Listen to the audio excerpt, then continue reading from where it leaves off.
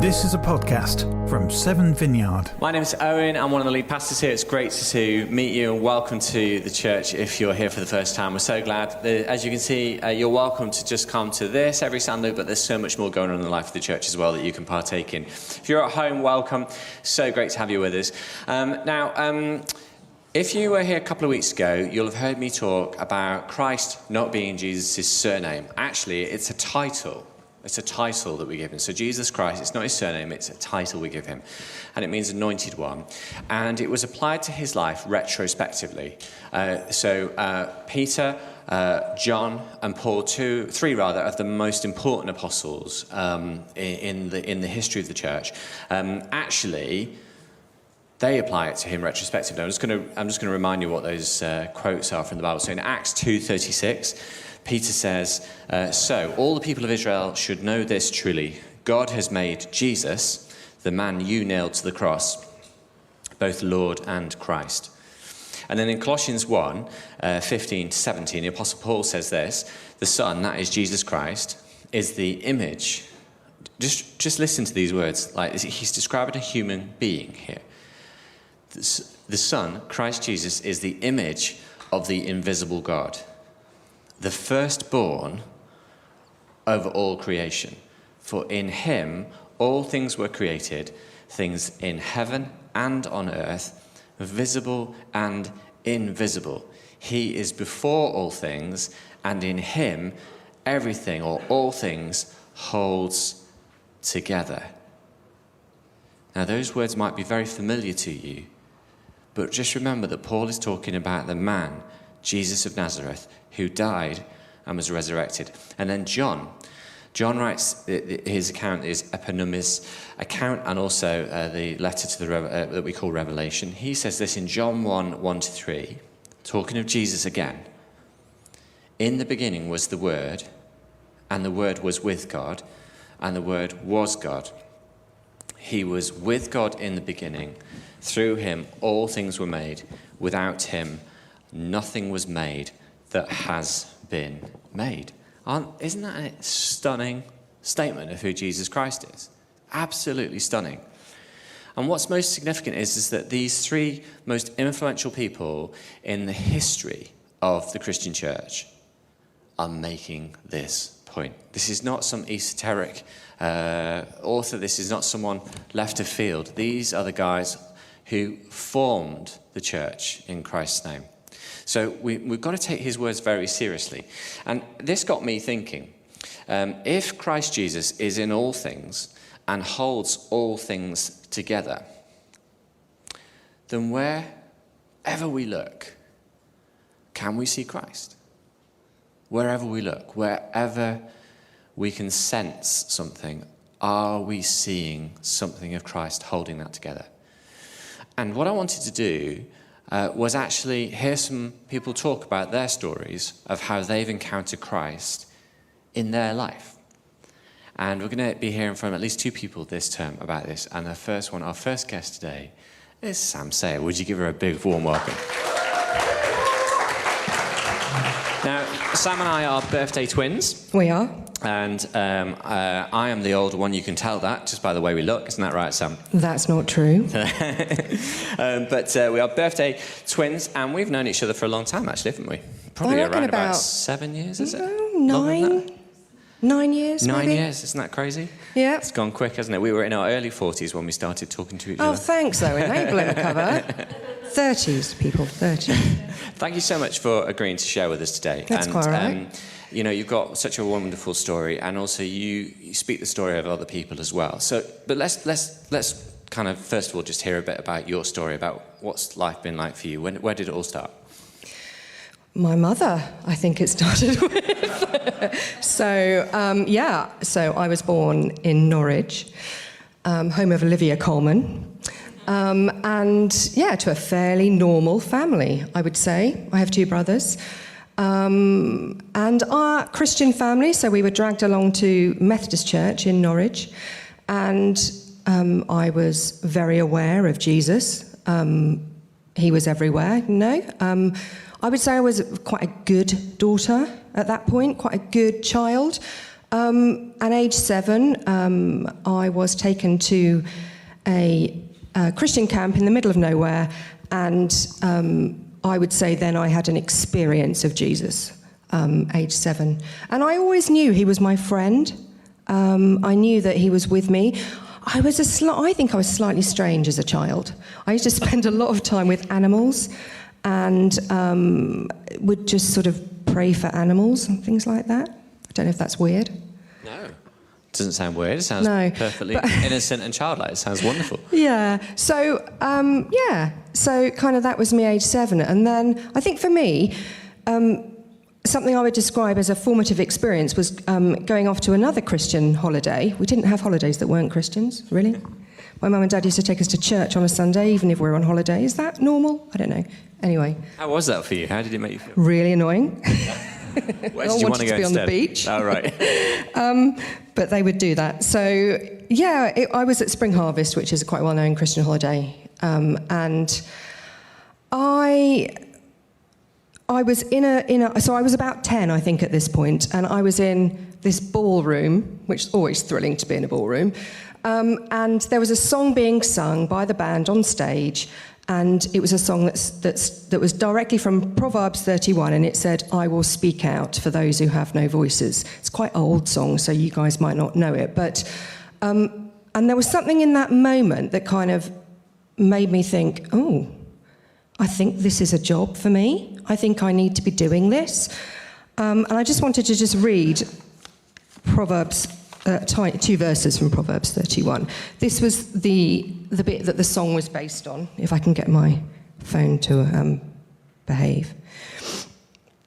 These are the words. It's, speak up for those who cannot speak for themselves, for the rights of all who are destitute. Speak up and judge fairly, defend the rights of the poor and the needy. And what's kind of amazing is that those 2 verses have been like a banner over my life.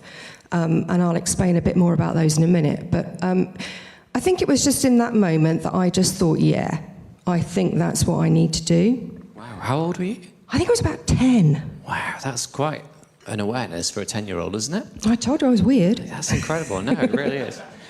And your experience of Jesus at that time, what was he saying to you?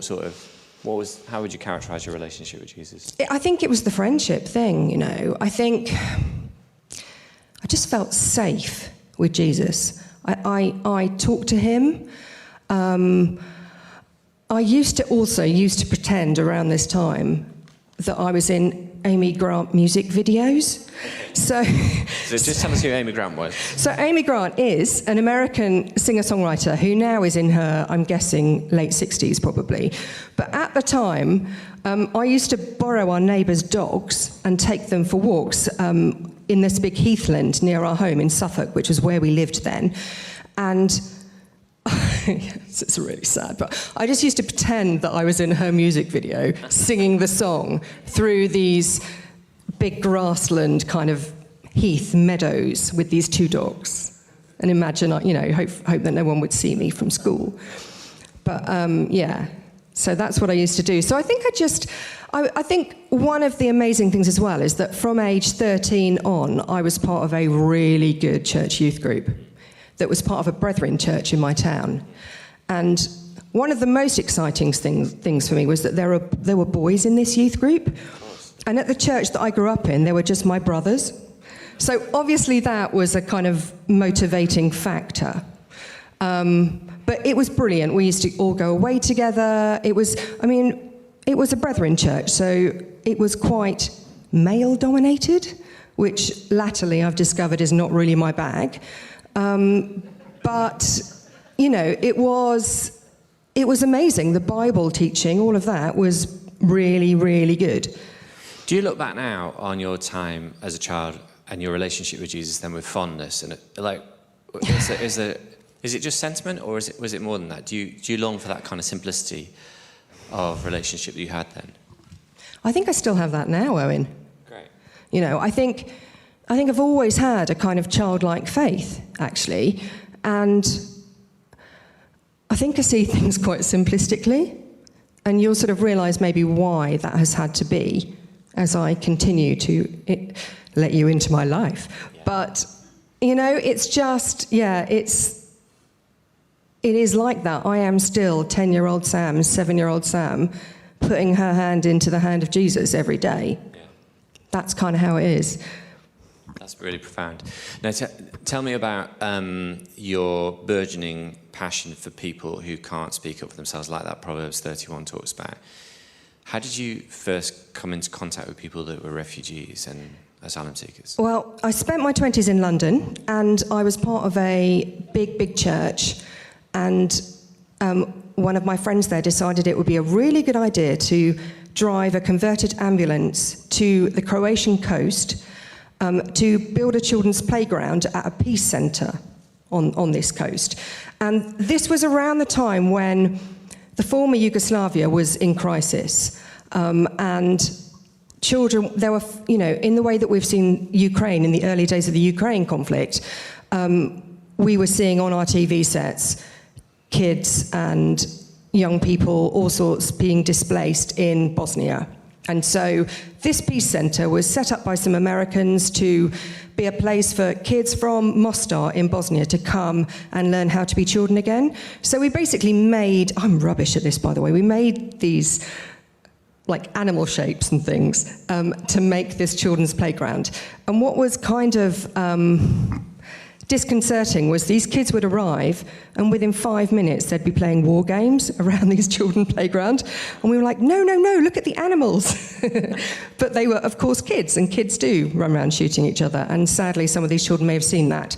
So it was there that I met children coming out of Mostar, but also we went up, one Easter Sunday, we went up to a refugee camp in the hills in Croatia, and that was where I first met refugees who were living in like these sort of breeze block, they were like garages, breeze block garages.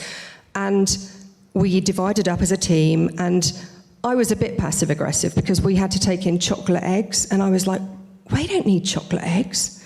They need new lives, being very idealistic. They were delighted by the chocolate eggs, by the way. But we were divided up and went in to meet with some of the families who couldn't speak a scrap of English. I couldn't speak Serbo-Croat, but there was something about the experience of sitting with a family who had made cake. I've no idea why, because I don't think they even had much power, but they made this very pink cake, and we were able to sit with them and eat this cake, and there was something about it, it was just a moment of humanity and solidarity. And I started to think to myself, I know that there are people coming to the UK to claim asylum. So I would have been, this was my early 20s, okay? And it just started to kind of fan into flame, I suppose, my passion for refugees and asylum seekers. So that then became a vocation for you, didn't it? How did that happen? Well, it happened by volunteering. So I arrived in Bristol in 2000, and I'd been working for a film and TV company in London and had been made redundant, and had come to Bristol and started volunteering for a charity called Refugee Action. And so I essentially became an advice worker. So we were giving people who were coming through our doors advice about how to claim asylum, getting their kids into schools, getting medical help, all that kind of stuff. And I then ended up getting a job with them, and I did that for 10 years, which is a long time. And it was the most amazing grounding for what came next, because I met so many people from all over the world. And I'm not really very well travelled, but I used to say, oh, it's all right, they come to me. I don't have to go through customs. And I think for me, I love being around people. I love being around people from different places and just finding out about people's culture and who they are. And so for me, that was an amazing education for the next adventure. And that next adventure was actually, took quite a lot of courage. How much of a step was it for you? And how much did your sense of calling from Christ influence that? I think... Tell us what the step was first. Okay, so I left my job, I took voluntary redundancy, and I started a befriending service for asylum seekers and refugees. And I think I just kind of knew that it was something I had to do. I was 40, it was my 40th year, and I just felt like if I don't do it now, when am I going to do it? And I'd spoken to the other agencies in Bristol who were working in the community with asylum seekers and refugees. And at that point of time in London, Bristol, there wasn't a befriending service for this community. So I was like, okay, well, I think we might need one. Asked other people what they thought, and they said, yeah, no, that would be good. And managed to fundraise. And I had no experience of fundraising, but I managed to raise, and this is incredible, really. I don't know quite how it happened. Miraculous, maybe.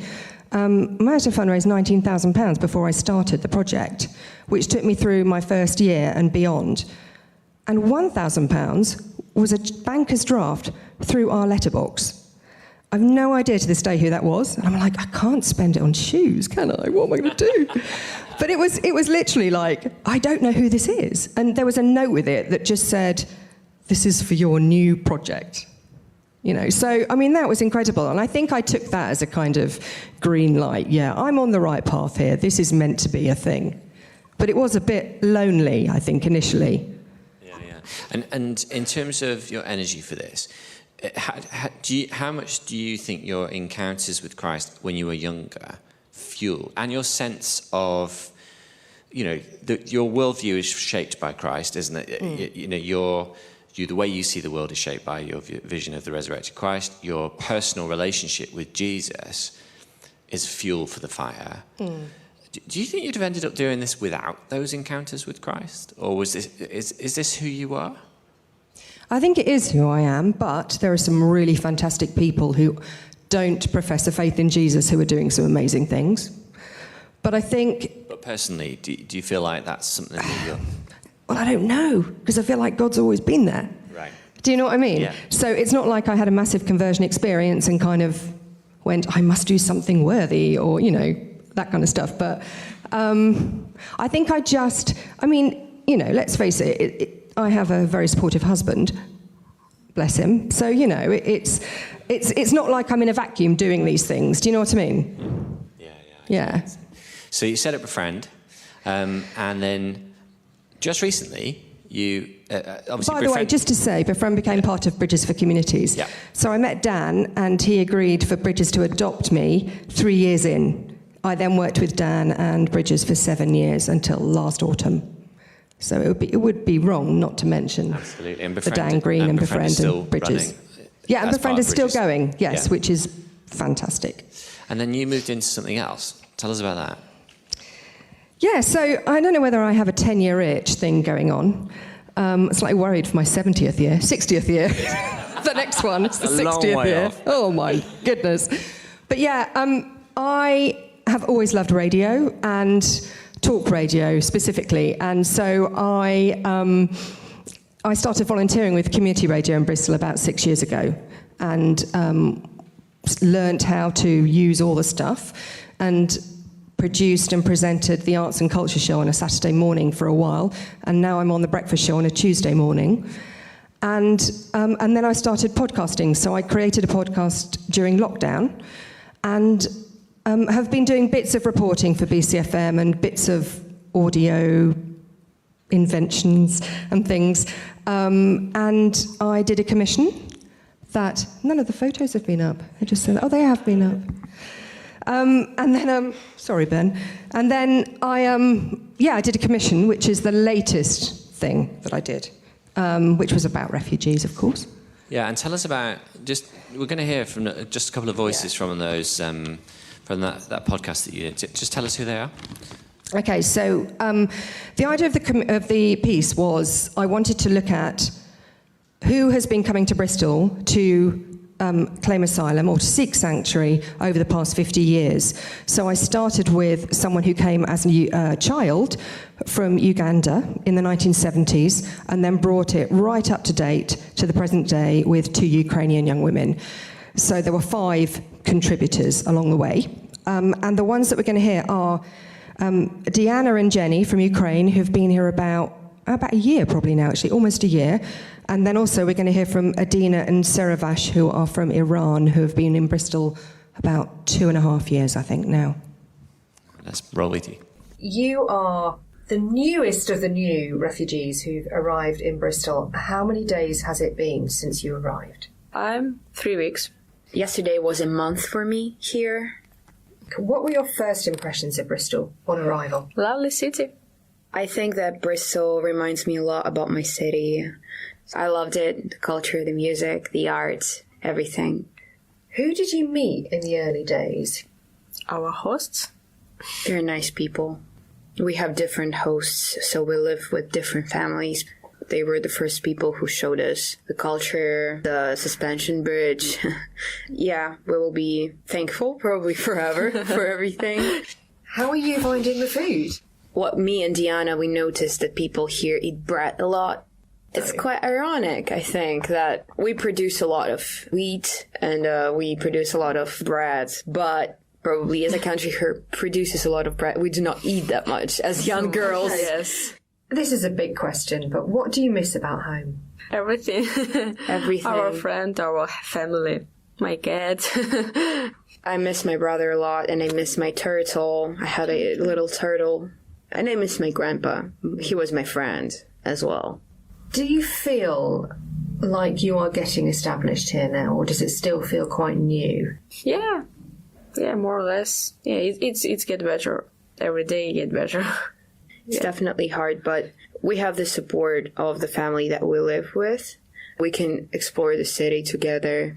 What is really hard to get used to is I wake up in the morning and I'm like, okay, everything is okay. And then I hear English language all around and it's hard to get used to. It's especially hard for me because I don't understand English so good.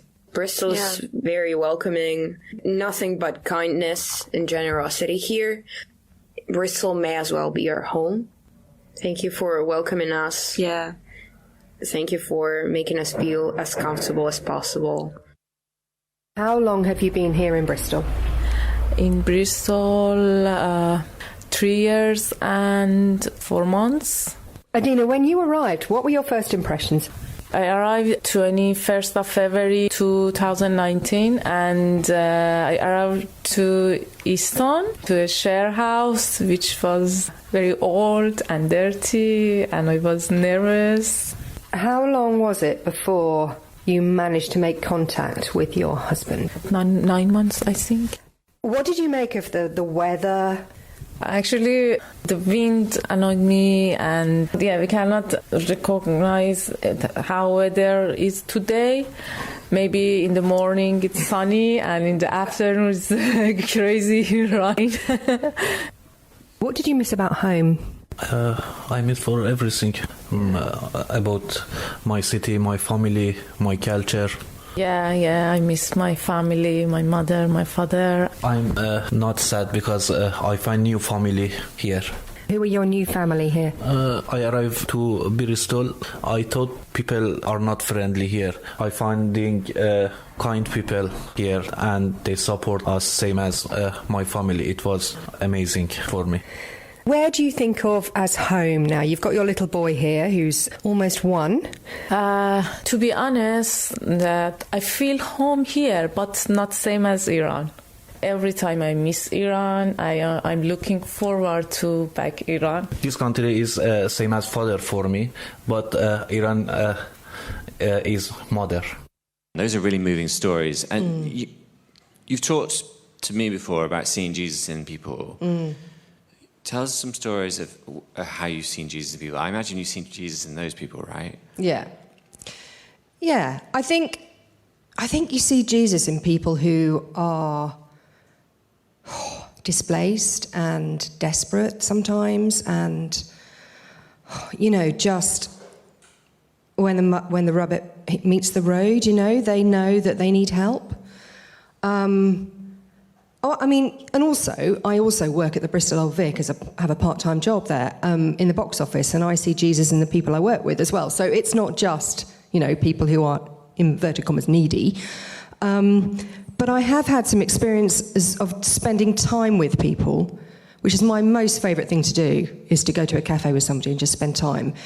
And one of those was with a youngish woman, I think she was maybe late 20s, who was from Indonesia, and she was trans, and She had an amazing Christian faith, and she had her gender reassignment and all that back home, and had faced massive persecution and had to flee. And it was like two girls together sharing Jesus. And it's not that we particularly talked about him, or I remember sharing with her a bit about, when life's really tough, we can pray and we can talk to him.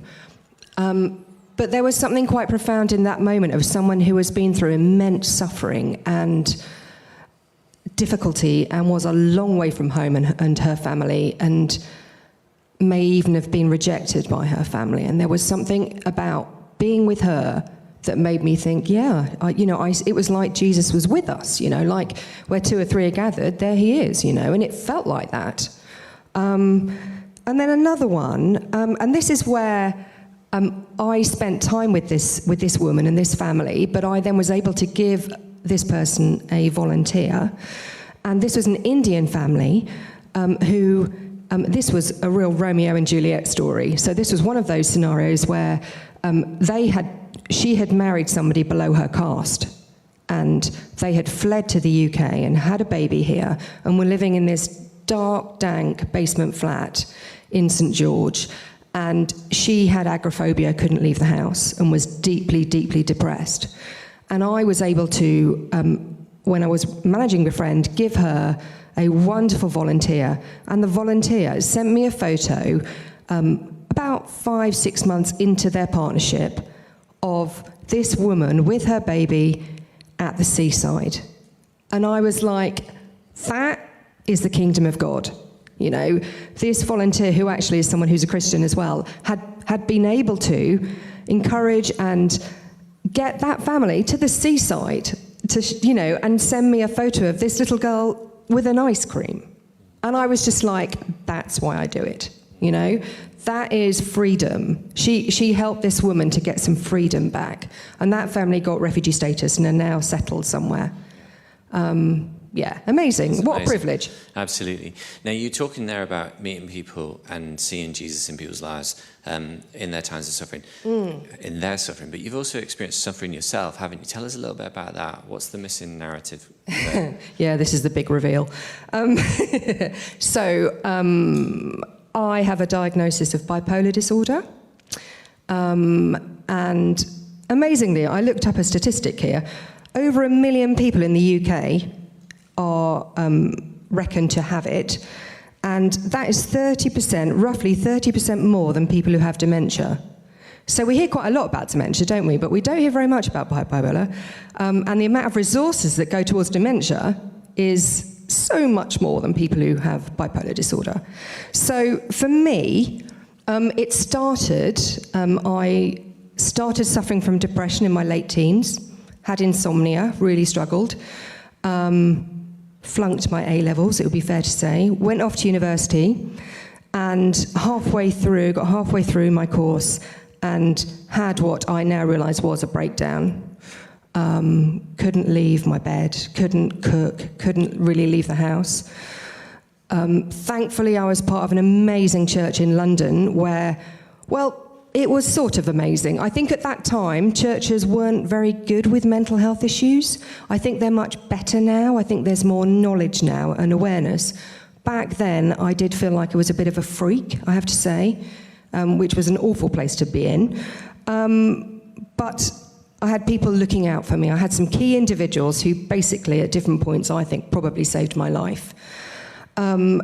So I had experienced depression, very deep depression. My 20s I sort of think of as a lost decade in a way, because it was pretty rubbish most of the time.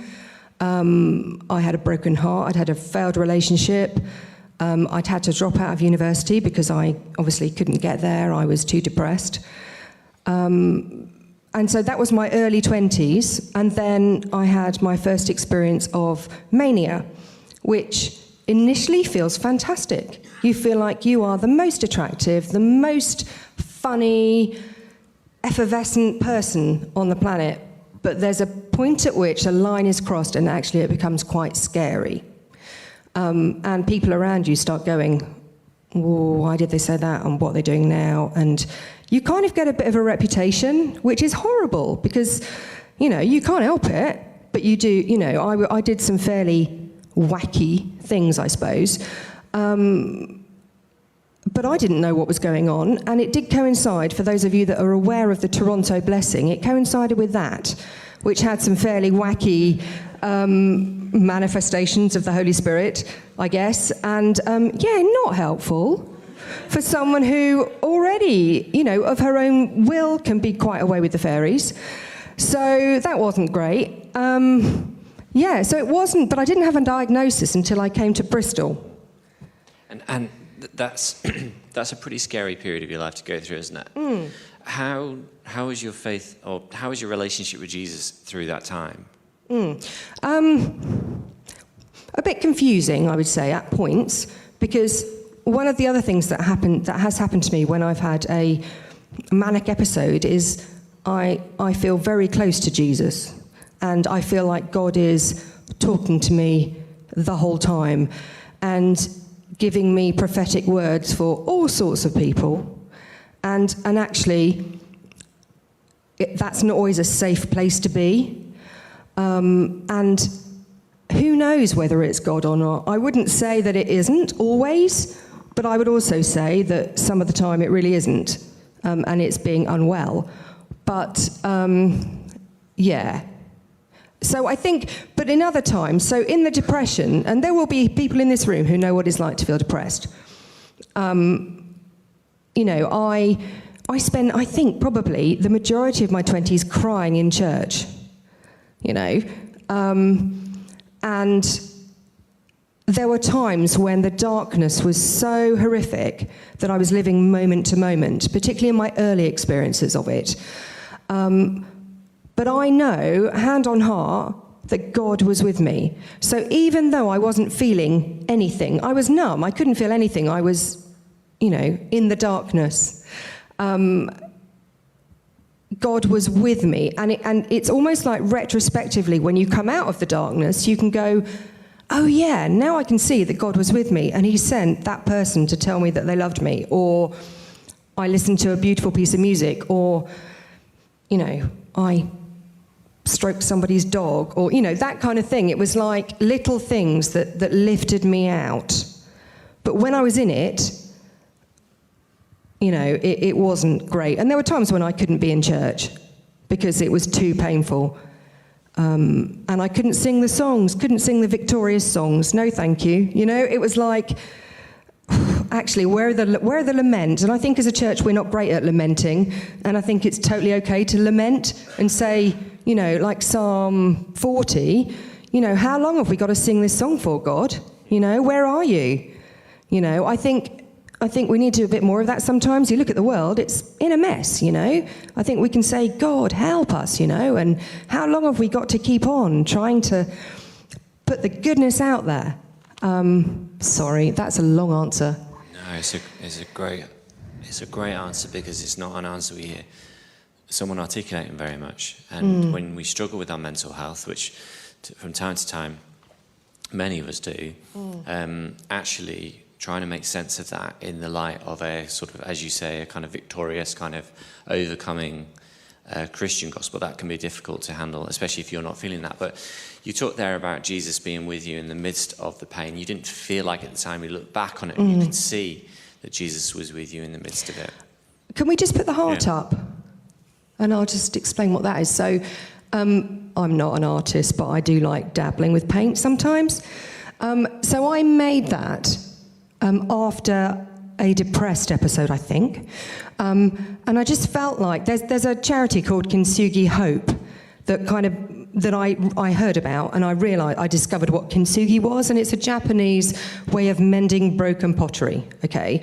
And what it does is it makes the brokenness and the repair part of the history of the item that's been broken. And they paint gold into the cracks, and so I did that as a kind of representation of all the colours in my life, which at times can be a little bit too bright, and at other times can be dark and horrible and sludgy. And so I did that to kind of encapsulate what bipolar is. It's my bipolar kintsugi heart. It's amazing. It is amazing. And you talk about it being in the past, but it's not just in the past, is it? It's very much the present. No, yeah. What advice would you give to someone that's in the midst of suffering and you know, wants to connect with Jesus but isn't connecting with Jesus because they're in the midst of suffering, like you know, you were saying in the dark times, it doesn't feel like Jesus is there. Yeah. Any advice for that? I think I would say, hang on in there. I think you would say that Jesus is closer than a brother, and that you just, it will get better. Things do change. And I think in the moment when it feels so difficult, and I'm talking here about the depression, when it's so, so difficult and you just cannot imagine that you are going to smile again or feel hope again, I think I would say you have to almost go, okay, I know that I can't feel this, but I know it's true. There's a bit at the end of, I think, is it Habakkuk? That says, though there is no fruit on the vine, I will still praise you, you know. And it's like, I mean, sometimes you can't do that, and I think that's okay. There's this sort of idea of bringing a sacrifice of praise. I think at times you just have to go, I don't have it in me, and I think that's completely fine. You don't have to force yourself to worship God. And I used to try, on my knees, sing worship songs. Don't bother, you know. You just, it's like, it's Jesus hears, God hears kind of the internal, just groans, you know, when we are in that place, just reaching out to him and hanging on in there and telling other people what you're going through. Do not stay silent. Do not feel like you've got to just keep, you know, pretend that everything's okay. The last thing the world needs is a church that pretends it's sorted. They don't need that, you know, because they're not sorted. And so if we can be honest about our failings and what we're going through, our weaknesses, then they go, oh, well, we're like that too. You know, it encourages that openness and that vulnerability. And my life it's flipping hard sometimes, you know. It's really tough. And, you know, I mean, Rich would tell you, you know, it's hard. And I go up and I go down. You know, in the past few months, I've had a bit of an up and I've had a bit of a down. And it's not dreadful because I'm on medication, okay? But if I wasn't on that medication, I actually genuinely don't know if I would still be alive. I might have unalived myself, you know, because thank God for all the resources that we have to keep us well. Absolutely. But sometimes it takes a blimmin' long time to get well. And being patient is really tough, but we have to hang on in there. I agree. And vulnerability is something that we talk a lot about. That there is a reward to being vulnerable, isn't there?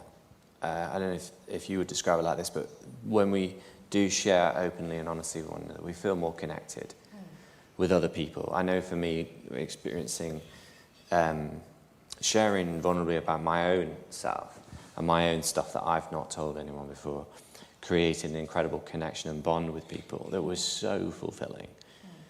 It was so satisfying and almost therapeutic in that sense. I know that we talk about the church as a community, but obviously we're part of families, we're part of wider communities. Being vulnerable in those contexts, you know, it takes a lot of courage. And any advice on that about sharing stuff about, you know, for you about being bipolar, sharing this in, you know, in different contexts? Any advice on that? Yeah, I'd say choose the people you tell. I am quite an oversharer in most aspects of my life. I always have been. It's kind of who I am. And I kind of don't care, in a way. But I would say choose people you trust. You don't need people gaslighting you or any of that, you know. I think, and within a church scenario, there will be people who you can't always trust, maybe. So you need to build those relationships of trust. But I would say there is such a... Well, as you were saying, Owen, there's something really beautiful about being who you are with people, you know, and just, this is who I am, you know, and if people are worth their salt, they'll love you anyway, and they will learn from you. And it's just about, it's like we're a jigsaw puzzle, you know. We all need those pieces. And sometimes, you know, we need to look for the missing piece, you know. We need to look for the person on the edge. And I'm someone who I think will always be slightly on the edge of things, looking out for other people who are slightly on the edge of things. That's kind of another thing about my calling, I suppose. And there's an amazing Irish proverb which says, in the shelter of each other, the people live. And there we go. And, you know, we should be able to be each other's shelter. And under that shelter, we should be able to be exactly who we are. We should be able to laugh, cry, all those things, you know, and thrive as people. And I think when the world sees that, sees the church being that, they are attracted to it because they think, actually, I want to be part of that. I need that in my life. Yeah, that's so true. That's so true. Could we just show Sam our appreciation for her sharing with us this morning?